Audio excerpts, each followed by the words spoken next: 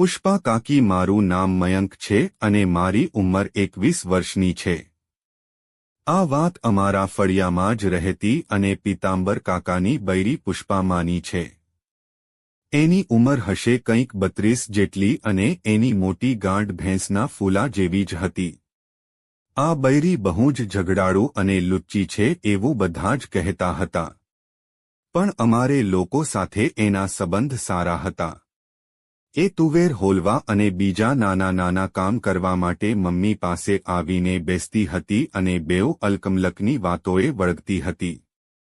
પુષ્પા કાકી, મને પણ આજે ટીવીનો રિમોટ લાવવાનો છે, કબાટ ખસેડવાનો છે, ખીલી મારવાની છે અને એવા બીજા અનેક બહાના કરીને એના ઘરે બોલાવતી અને મને ચા પીધા વગર ક્યારે પાછો નહોતો આવવા દેતી.